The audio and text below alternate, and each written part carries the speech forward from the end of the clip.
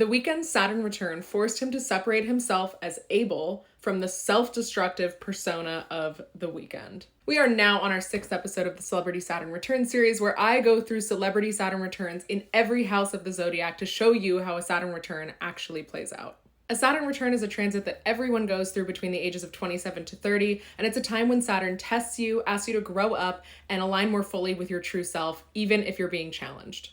The Weeknd had his 6th house Saturn return at the end of 2019. The 6th house rules health, daily habits, discipline, and work. So much of The Weeknd's artistic persona focuses on partying, drug use, and unhealthy habits. During his Saturn return, he was working on After Hours, and I think that the lyrical content of that album really reflects the way that he was reconciling with those behaviors at the time. In a GQ interview from 2021, when asked about heavy drinking and drugs, he says no, he doesn't drink heavily and he doesn't do drugs anymore, and that he spent the last few years thankful that it was something that he was able to give up. In that same interview, he's asked about what the difference is between Abel and The Weeknd, and he says, "The lines were blurry at the beginning, and as my career developed, it's become very clear that Abel is someone I go home to every night, and The Weeknd is someone I go to work as." This is literally what the 6th house is about. It's like the boring stuff, the routines, the setting boundaries, the daily habits that then maintain the work that you do.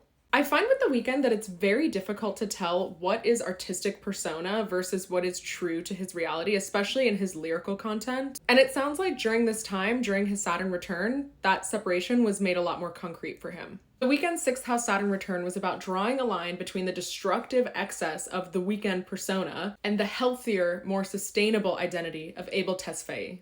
So check the playlist below for houses 1 through 5, stay tuned for the rest of the 12 houses, and let me know in the comments, where is Saturn in your chart?